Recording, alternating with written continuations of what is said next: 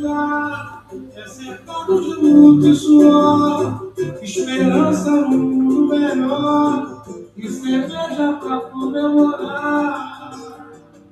O meu lugar tem seus mitos e seres de luz, é bem perto de Oswaldo Cruz, Castelo Branco, João Pirajá.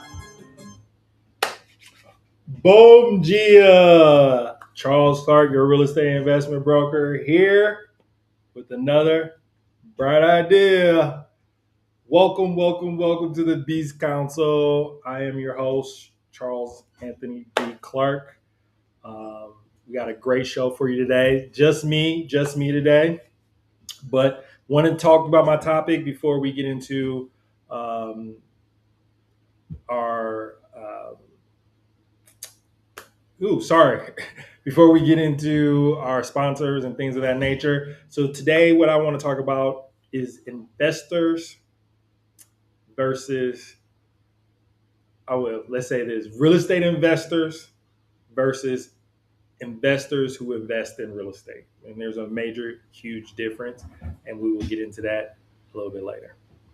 First, big shout out to Next Home My Way, the brokerage where I hang my license up. I am a licensed real estate broker in the state of Wisconsin, and I hold my license up at Next Home My Way. I always want to give a big shout out to Angel, Carlos, and Jose. They have allowed me to just really show my brand, get it out there, use their resources and things of that nature. So always want to give them a big shout out. So if you are a real estate agent, if you are a real estate broker, if you are someone who wants to get into real estate, please reach out to us. We have a program where you can study with a next homie, and you can learn and get your license with us and learn the system and learn the business.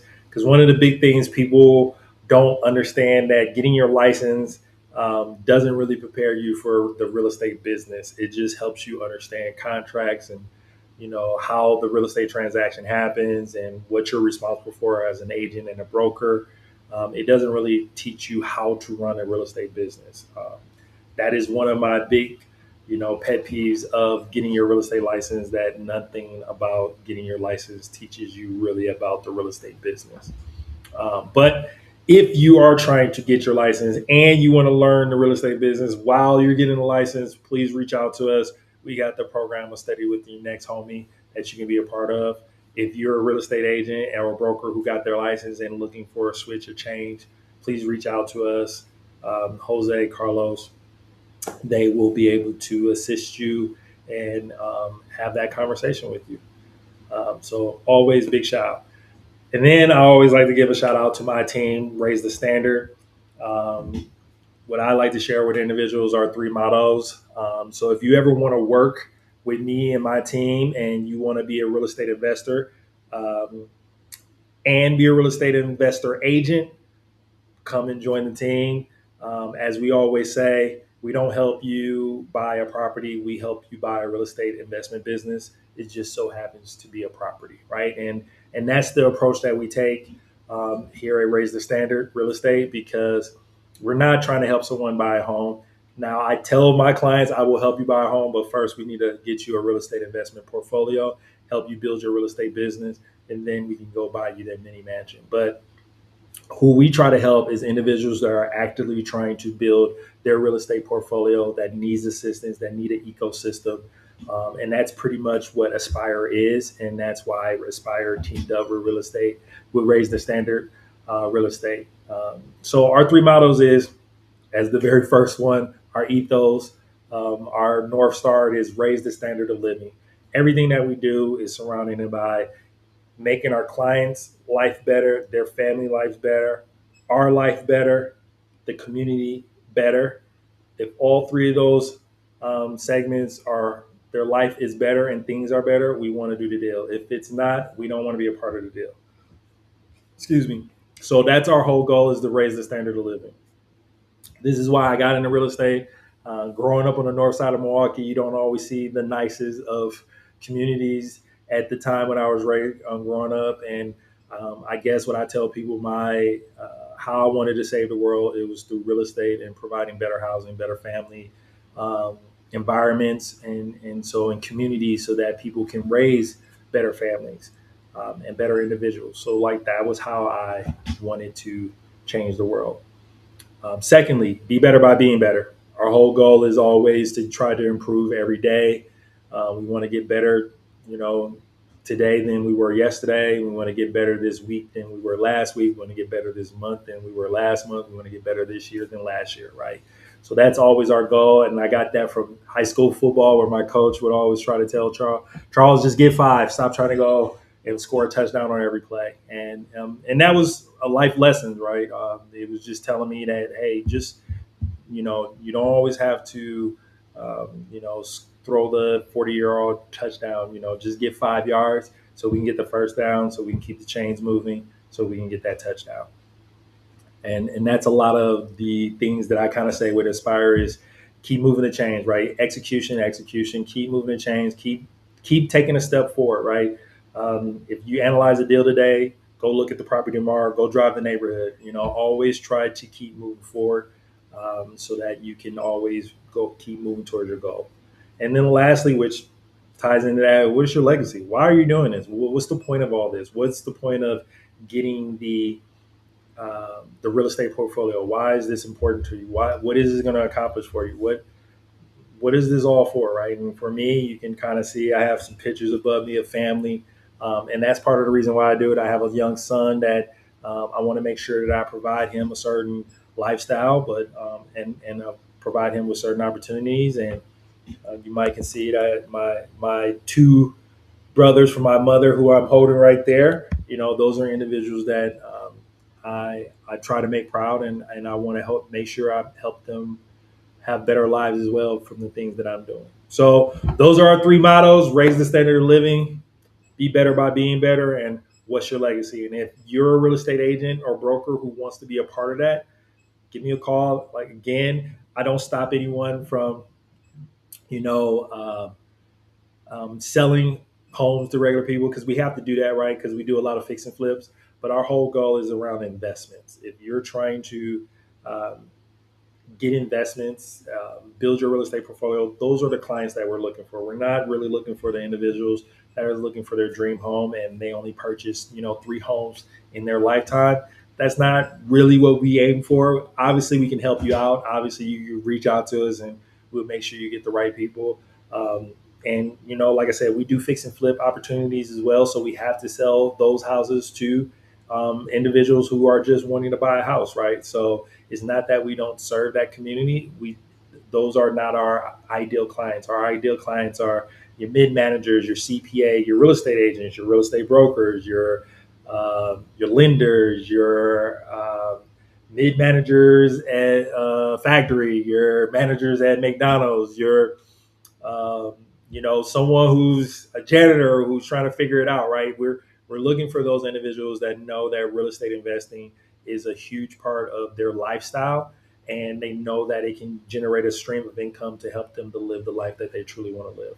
Right? Buying real estate is not about just owning real estate. It's about living the certain lifestyle that you're wanting to live, and that's what our goal is ultimately.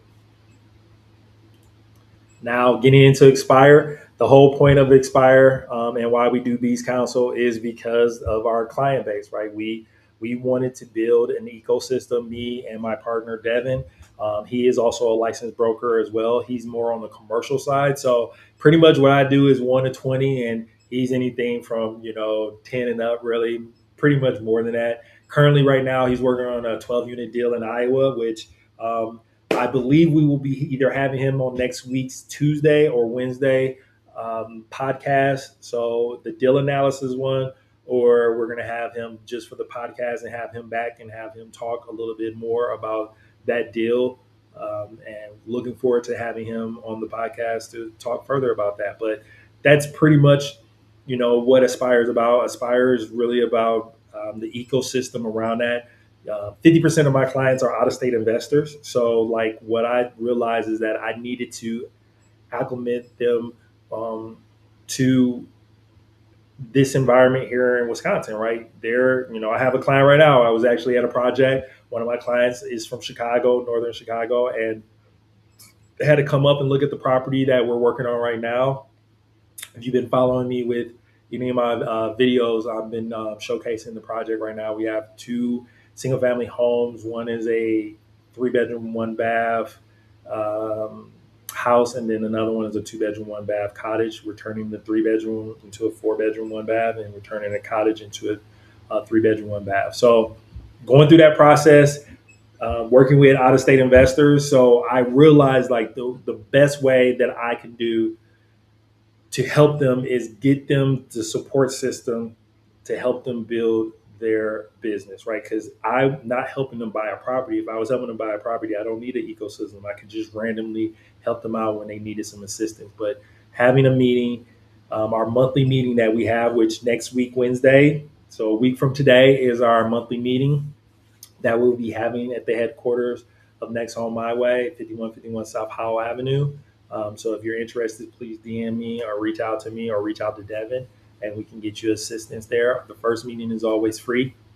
Uh, Secondly, because we're a brokerage, we feel like, me and him having our broker license, obviously we can help all our clients get the deal done.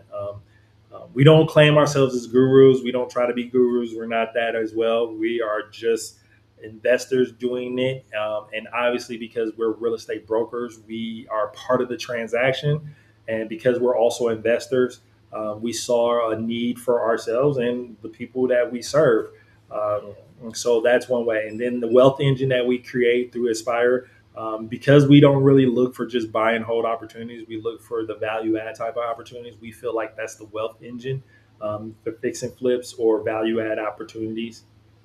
Third is education. So on our Aspire, we do have a school where we do have education on there. We have our 90-day program that will be coming out next month as well. Basically, a month from today, we will be rolling out our 90-day program. So we're going to do it for free.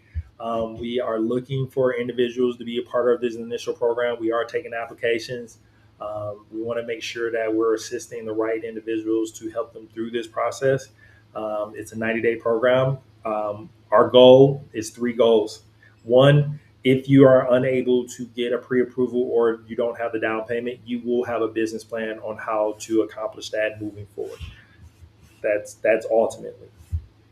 Two, you are pre-approved and you have the down payment. We will say that we will get you an accepted offer in that time frame, in those 90 days. And if you already had that, you already start that going, we say you should be closed, and now we're helping you with the after the closing, because a lot of people don't think everything starts with getting the accepted offer and everything ends when the closing happens. You got the property. To me, that's when everything starts, right?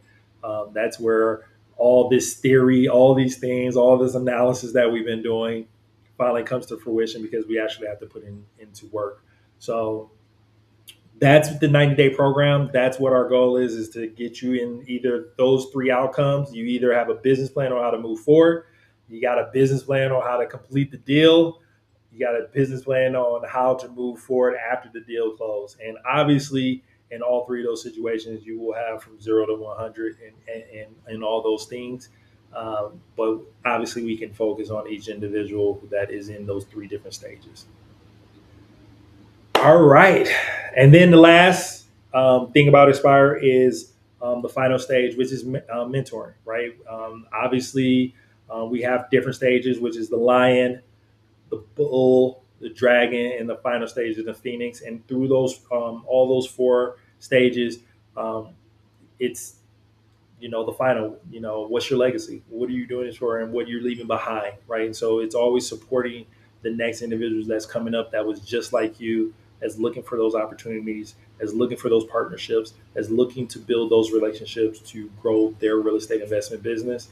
And we feel like it's very important for us as investors who are currently doing to help the next generation come up, because this is not a solo sport, it's a team sport. There are things that other individuals can do, that things that you might not want to do, and that's the way to get them in the game. And we try to connect those individuals in our Aspire meetups, and our gatherings and our talks within Aspire.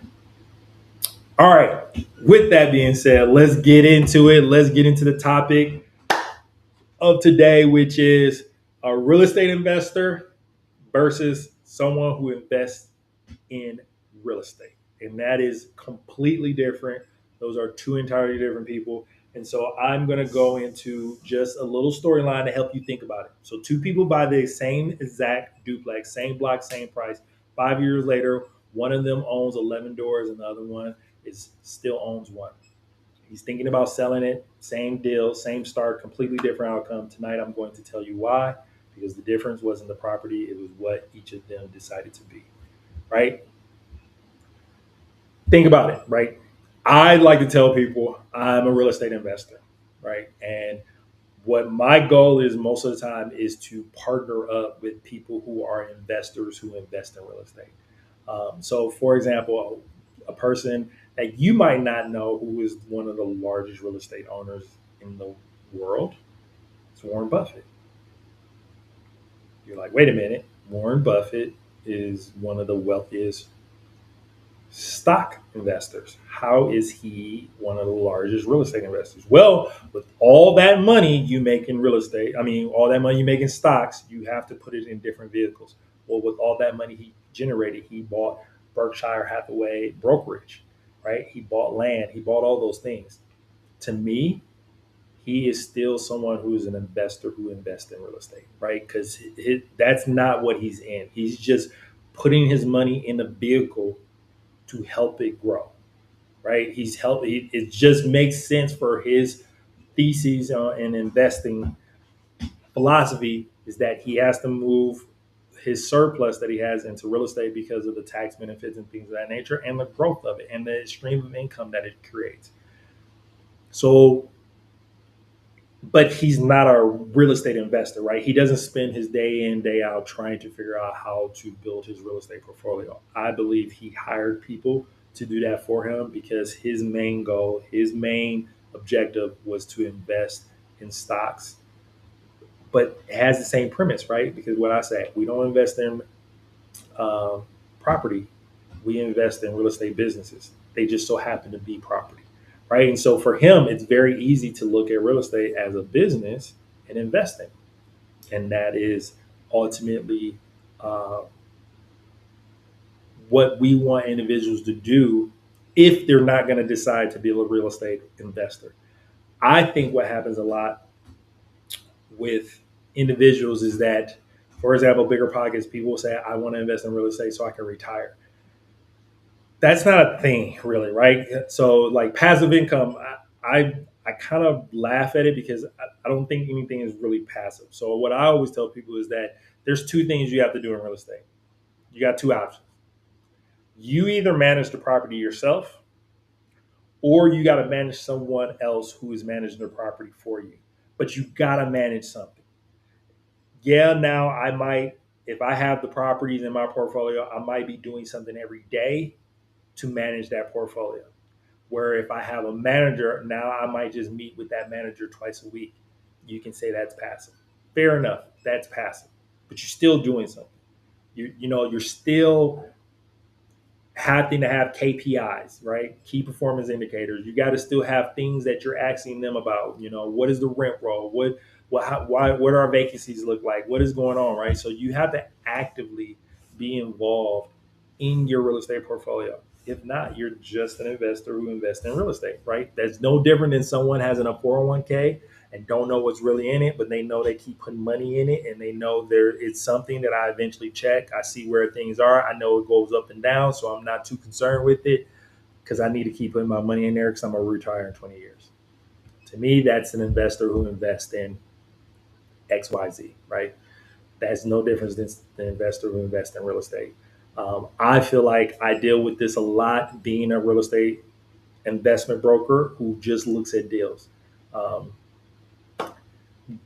got a personal deal right now, like with one of my clients, and it's just we're working with individuals that sometimes don't understand and look at real estate. I got a deal. It's funny. We wrote a lower offer on a deal. Um, The property's been on the market almost a month. Our market is still hot. So if you got something that's on the market for more than a month, you've overpriced. And we went to this because my client, they're trying to do house hacking. Um, we actually all gave them, we started low, and my client really, really, really, really wanted this property. So we were like, hey, here's your price, but we need closing costs. And they still turned us down. So we gave them their number, but they're like, no, I want this. So to me, that's someone like that's an investor who invests in real estate. They don't really grasp it. They don't really understand it. They don't get that you don't get to decide really, right? And if you're really aware of the market and you've been sitting when the market is still hot and there's investors out there looking for deals, this is not like you're just trying to buy a home. You have an investment property, and that's why I say investors look at things differently. One of the things I say is that investors, we don't really buy the property, we buy the future cash flow of that property, and that's again why investors invest in, and there's a there could be confusion with real estate investors and an investor who invests in real estate, because technically an investor, that's what they're purchasing, right? Investors are purchasing the future cash flow of anything they buy, right? Laundromat, I'm not buying the laundromat, I'm buying the future cash flow of that laundromat, right? um, Football team, NBA team. I'm not buying the NBA team. I'm buying the future cash flow of that NBA team, right? I'm not spending $1 million on this thing because I think it's worth $1 million. I'm spending $1 million on this thing because I feel like it's going to bring me way more than $1 million in the future. That's why I'm willing to spend $1 million a day. So, uh, so for example, if I know I can make 50,000 in 5 years, what am I willing to pay for that today? Right. And that's the question you always really got to ask when you are investing in anything: stocks, bonds, businesses. It doesn't matter. You're always going to ask, what am I going to get in the future? And what am I willing to spend for it today? Right. And a lot of the times, I think what happens is that you get a lot of individuals that just get into this business and they don't understand investing, period. They're emotionally driven. And I feel like that's the situation that I'm in right now, is that they're emotionally thinking, well, this is what it's worth and this is what I'm going to get. And I'm going to sit on the market until I get what I want. I feel like those days and ages are gone. When back in the day, when you're a real estate investor and everyone wasn't on the market, everything wasn't everywhere, most of the things on the MLS, I believe that's true.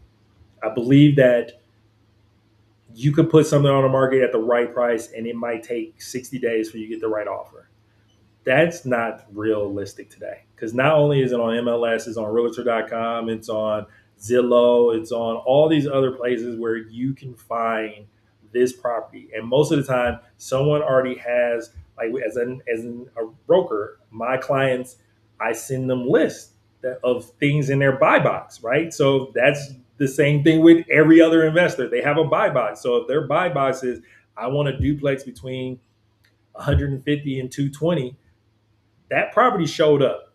So most people that's in the market looking, they're already looking and they have it. Now, if someone's new coming in the market and they find the property later, yeah, that's always a possibility. I could say that about my client, right? My client wasn't looking 30 days ago. They came back because they had to get some things in order, and now they're in the market and they saw this property and they were like, wow, this property fits us here. Well, it's been on the market for this while. It obviously is probably not worth this amount because it's been sitting here. So let me offer something low.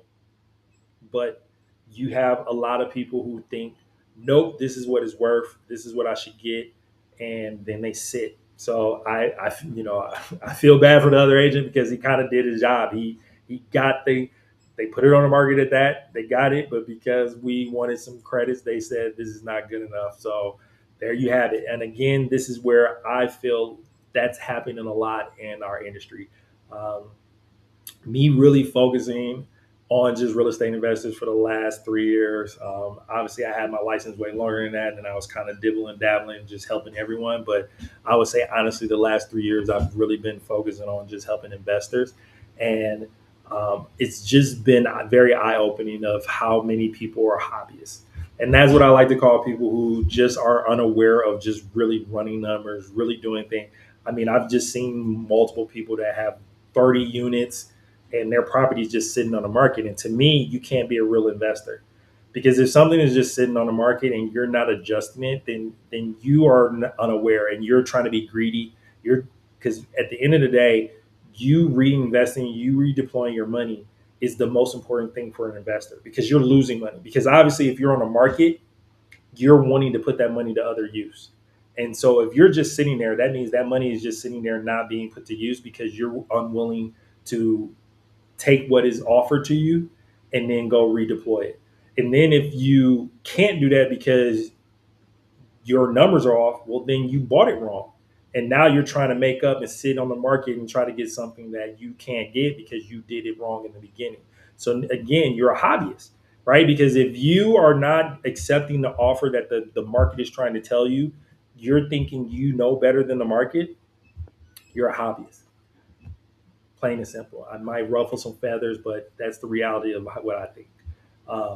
I just it's hard for me to sit here and with my background and someone be like, well, what Charles, how do you know? Well, my background is in finance. I got a bachelor's degree from UW Milwaukee.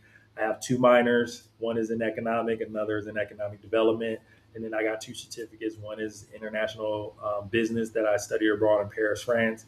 And then another one is Latin Caribbean studies, where it was international studies about Latin Caribbean culture in Brazil and international finance.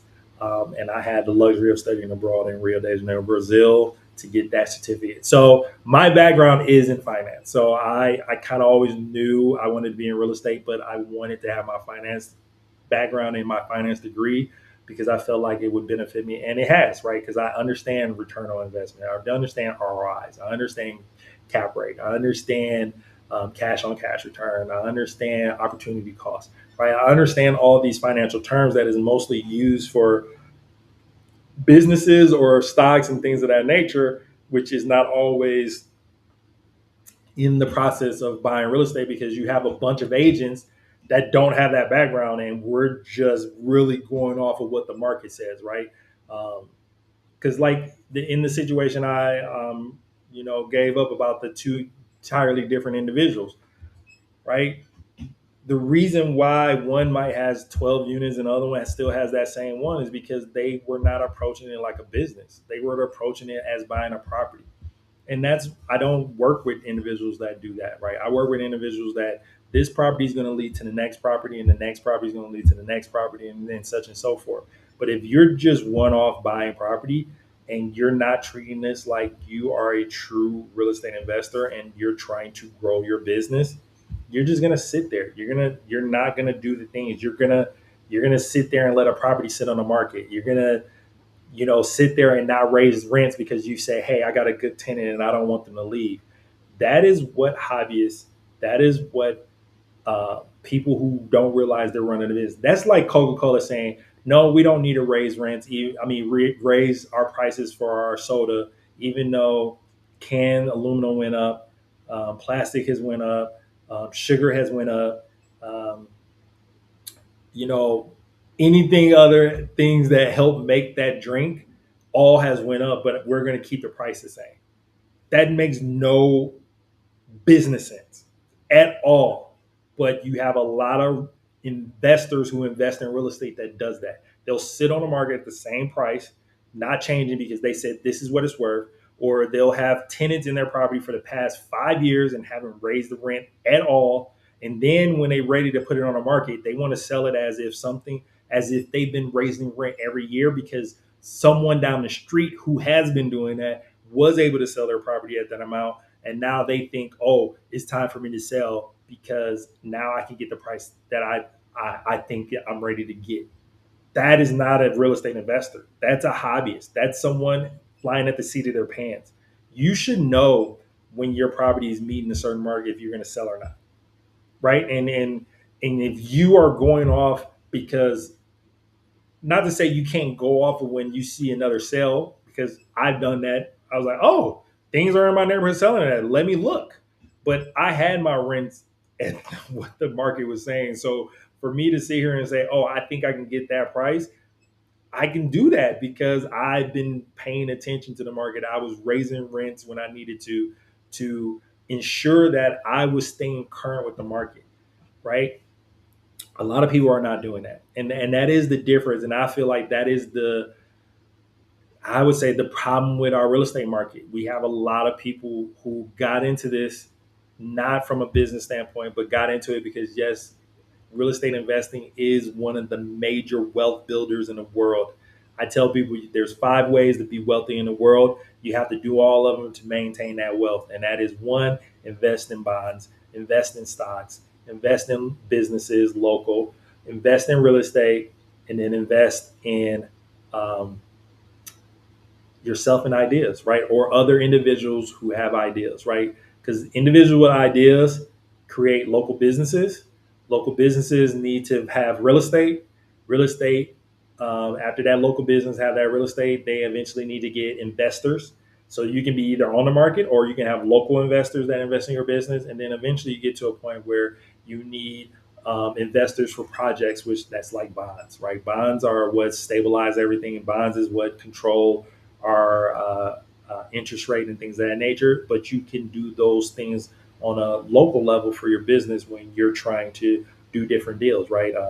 As a real estate developer, um, I have people that help me on regular deals, and then I go after investors that help me with developments, right? So I can have someone invest in my business, but then I can have investors invest in that project, right? And I need both of them, right? And that's running a real estate business. That is not, um, you know, just randomly saying, "Hey, this is what I'm doing." Right? We have a business plan for everything that we do. We have structure. I because I buy something in year zero, I assume that it should be a certain value in year five. Well, if that value happens in year three, I'm gonna sell. And most people are like, "Well, why you sell?" Because I'm I'm ahead of the game, so I'm my property is more valuable than I realized it would be. I need to access that equity so I can go do other things. Well, that's a great investment. Why would you let go? I mean, there's going to obviously be opportunities like that. Well, then now I'm going to say, okay, if I'm not going to do that, and the value is of year five, and I'm in year three, well, can I pull the equity out? Can I do a HELOC? Can I do a cash out refi? I need access to that equity because if I don't, I'm just letting it sit there and I'm losing. And again, that's a real estate investor and not someone who's investing in real estate.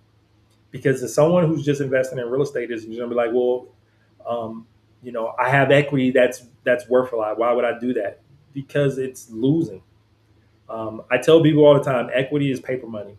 It does you no good if you don't use it. If you don't access it, if you don't leverage it, that's just like saying I have a stock. I have a Tesla. I always pick on Tesla. Tesla stock is at 100. Now I went to 300. Cool. What are you doing with that? Well, it's worth more, and I'm gonna sell it later, and I'm gonna be worth. No, leverage it, right? Do like we Elon. Hey, I own all these stocks. Bank, go give me money against these stocks. Same thing with real estate. Same thing with your equity. The largest thing they buy is a home, and they say this is my largest asset. It's not your largest asset. It's not your largest asset until three capital events happen. One, you either sell it. So if you don't sell it, you don't get access to your equity. You don't get access to the asset. Two, HELOC, which I was just bringing up, home equity line of credit. Or three, your cash out refi. If you don't do any of those three things, your home is a liability, period. Why is it a liability? Because every month money is coming out of it.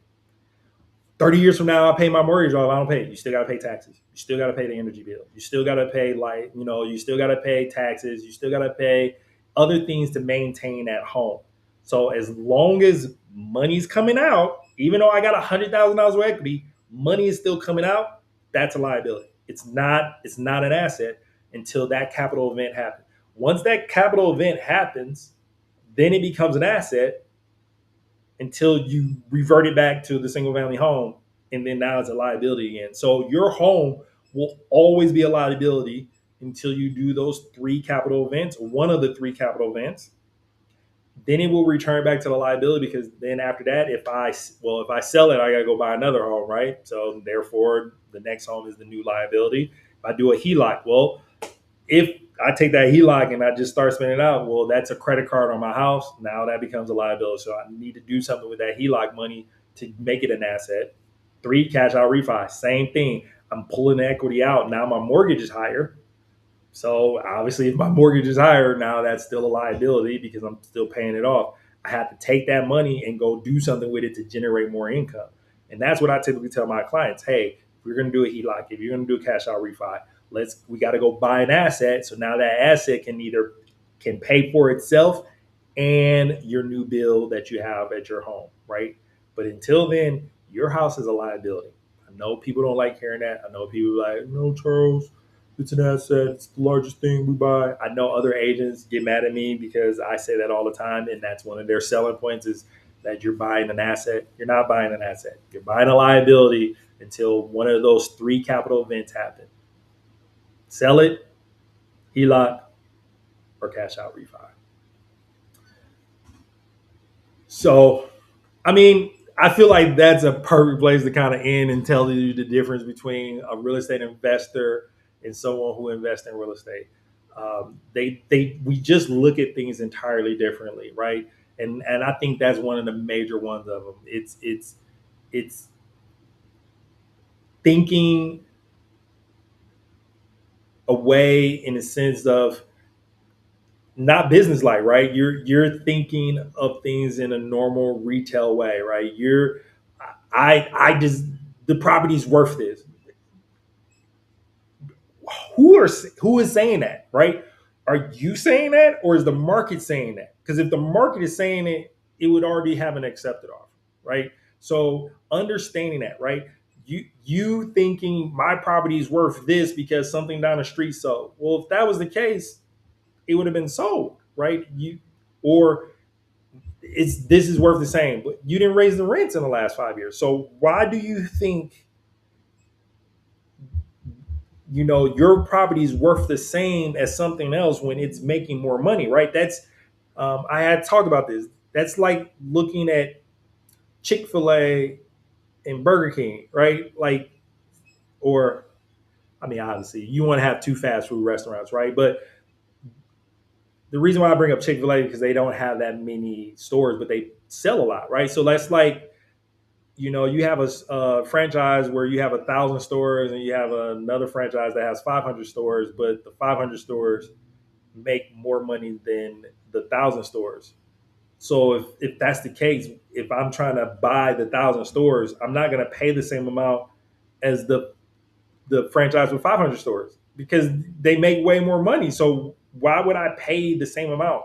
It's the same thing. Like, just because that duplex down the street is 2,000 square feet, and the other duplex down the street is 2,000 square feet, but that one is renting out each unit at 1,200 each, and you're renting out yours at 900 each. They're not the same. I don't care.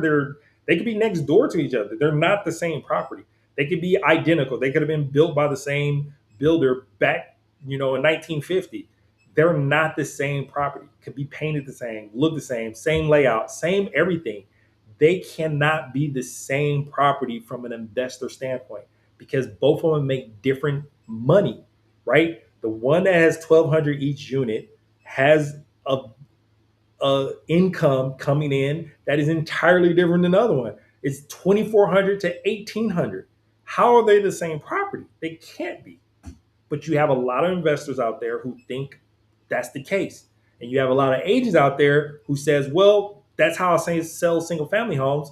If a single family home down the street is, 2,500 square feet, 3 bedrooms, 2 baths, and this house is down the street from it and it's 2,500 square feet, 3 bedrooms, 2 baths, they're the same. I got to put it on the market at the same amount. No.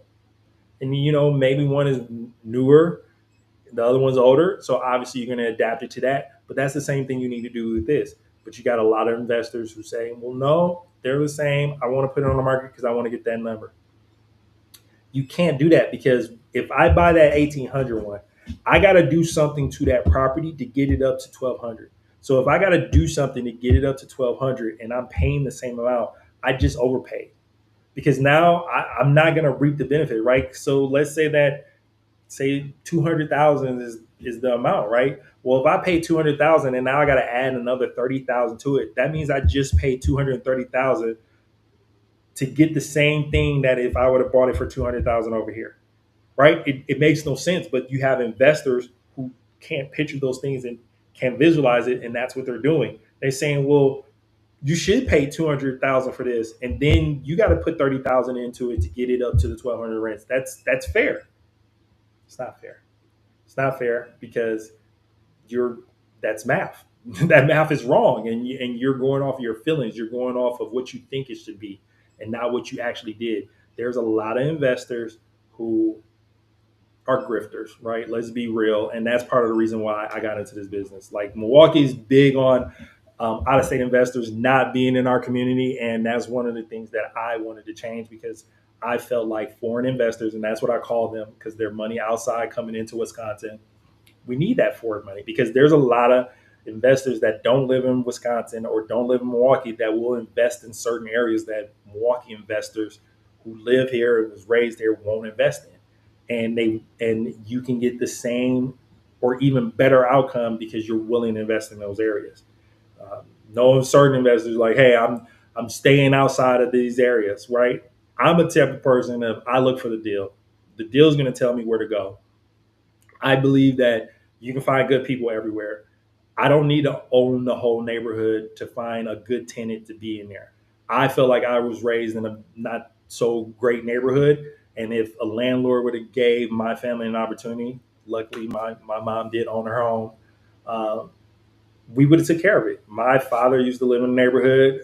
He still lives in the neighborhood around the corner where I was born, and he recently bought his home. But before then, he was renting it, and he was one of the best tenants out there. Right? He was in a not the best neighborhood, but he was a great tenant. He always paid on time. So maybe, yeah, three houses down, you have an eviction every 6 months. Not trying to find those tenants. I'm just trying to find the best tenant that I can for this property, right? And then I hope that as I'm improving this property, someone else will improve their property. Someone else will improve their property. And then there's a domino effect. And so that's what I ultimately go after is that I want to have that effect. I'm not a big religious person, but I know there was some, I think it's Abraham in the book where, he asked God, he's like, hey, if there's 50 people in the city, will you save it? And then he got them all the way down to five, and that's how I think if you can have five people that's want the good, then it's worth saving, it's worth working through, and it's worth building on top of, right? So again, that's my philosophy. That's how I approach things from investing standpoint of I'm looking for deals, and wherever that deal is going to take me, is going to take me into the worst neighborhoods, going to take me to the best neighborhoods, and I want them all. So there you have it, guys. You got to decide which one you're going to be. Are you going to be a real estate investor, or are you going to be an investor who invests in real estate? And if you're going to be the latter, which 80% of people are, right? 80% of people are going to be an investor who invests in real estate. Then you got to find those real estate investors, people who just do this day in and day out. They're in it every day. This is what they do. This is what they love. This is what they care about. This is how they're going to change the world. Those are the individuals you need to find. If you're going to be a real estate, if you're going to be an investor who invests in real estate, you need to find those professionals that this is all they do, so you can go and do all the other things. Just like me, I'm a real estate investor, but I got to find my stockbroker. I got to find, my business owners. I got to find all these different individuals of the things that I'm not as passionate about, but I know I need help, right? I need a business coach, right? I got to invest in that because I want to run a business, right? Even though I understand real estate investing, I don't, I need to get better at the real estate business aspect of it, right? I can analyze the deal all day long and know what to do with it, but once it's, the business aspect, right? Need my real estate brokerage, which I, began with. Being a real estate broker doesn't necessarily mean you're really good at the business part of it, and right? You need support, you need help, you need guidance. Same thing in real estate investing. All right. I'm gonna cut it a little short this week. Um, yeah, just something on my mind about real estate investors and investors who invest in real estate, understanding the difference. And let me get back and finish the story with the two different. The main difference is one treated this like a business, the other one treated like it's a hobby. And if you're going to treat it like a hobby, you're never going to get the outcome that you're really looking for because it's one-offs. You're not paying attention. You don't know your numbers. You don't know what's going on. You don't understand the market. Find someone who does. I'm Charles Clark, your real estate investment broker, here with another bright idea.